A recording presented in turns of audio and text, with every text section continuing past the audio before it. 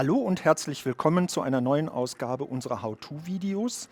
Mein Name ist Uwe Daldrup, ich bin der zuständige Akademieleiter bei Leister Deutschland. Mein Name ist Christoph Lichtenberg, ich bin der Spezialist für technische Textilien bei Leister Deutschland. Mitgebracht heute haben wir euch eine Seamtech W900AT. Das W steht für Wedge, das heißt, wir haben hier vorne einen Heizkeil verbaut. Alternativ gibt es die Seamtech auch mit einer Heißlufttechnologie als Seamtech 900AT. Warum haben wir heute die W900AT hier mit dem Heizkeil? Der Heizkeil ist ein Niedervoltsystem, das heißt, wir haben hier sehr geringe Energiekosten und im Punkto Arbeitssicherheit. Wenn der Keil ausfährt, ich kann ihn direkt anfassen, er ist nicht heiß. Bei Heißluftgeräten, das wisst ihr vielleicht selber, wenn ich vorne anfasse, verbrenne ich mir vielleicht die Finger. Das passiert mir hier nicht mehr. Wir werden heute eine Überlappschweißung, glaube ich, machen. Wir machen heute eine Überlappschweißung mit dem Material PVC. Sehr schön.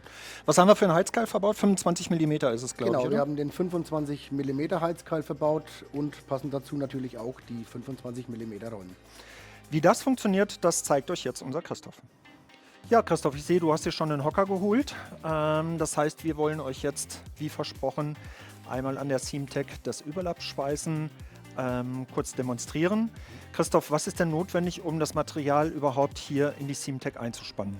Ja gut, um das Material in die Seamtech einzuspannen, muss ich natürlich hier die Rollen aufmachen. Das mache ich mittels des Fußpedals.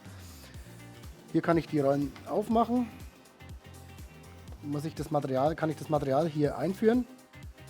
Muss ich dabei irgendwas beachten, oder? Ja, ich sollte darauf achten, dass das Material bündig auf den Rollen aufliegt, also dass die Schweißbreite von 25 mm dementsprechend auch das Material aufliegt. Zum Heizkeil dann auch Genau. passt, okay. Mhm. Genau.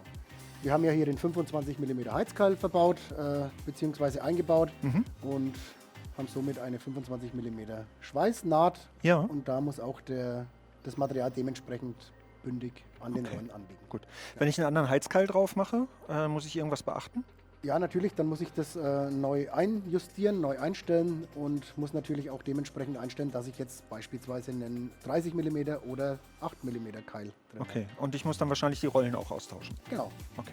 Die Rollen und der Keil müssen immer zueinander Zueinander abgestimmt passen. sein. Okay, gut. Genau. So, jetzt haben wir das Material eingespannt. Was Jo. passiert jetzt? Noch schweißt nichts. Noch schweißt nichts, der Keil ist auch noch kalt.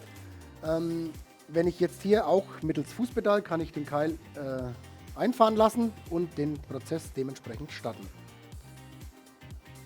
Wichtig ist, dass der Keil zwischen die beiden Materialien eingeführt wird. Einfährt. Genau. Und dann startet der Prozess automatisch. Wir haben jetzt die Mindestgeschwindigkeit von 0,5 Meter pro Minute, wenn ich nicht, das Pedal nicht betätige.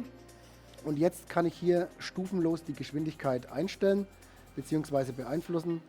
Wenn ich hier auf dem Pedal drauf drücke, dann geht es automatisch. Das hat ja schon was von so einem Gaspedal, ne? Also ich Genau. sag mal, wie beim Autofahren, die Geschwindigkeit erhöht sich. Genau. Ich kann es jetzt hier mal demonstrieren. Wenn ich hier das Pedal betätige, dann. Oh ja, das merkt man aber schneller, sofort. ne? Ja. Genau. Und wichtig ist hier, dass man nicht zu sehr zieht, sondern sich eher auf das Führen konzentriert. Wunderbar. Ja, wunderbar. Oh, ist aber noch ganz schön heiß. Das heißt, wenn ich jetzt den Keil anfasse, Der ist jetzt schon kalt. Tatsache. Also, natürlich ist eine gewisse Restwärme. Ja drin, klar, aber den die- kann ich anfassen. Also beim Heißluftgerät hätte ich mir wahrscheinlich schon die Finger verwandt. Super, tolles der Ergebnis. Sicherheit, ja. Ich versuch's mal.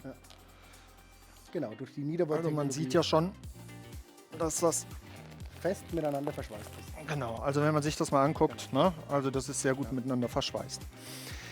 Uns hat Spaß gemacht, schaut wieder rein. Wenn es euch gefallen hat, dann setzt uns gerne einen Like und ich sag mal Tschüss und bis zum nächsten Mal. Jo, auch von meiner Seite, danke fürs Zuschauen. Tschüss, bis zum nächsten Mal.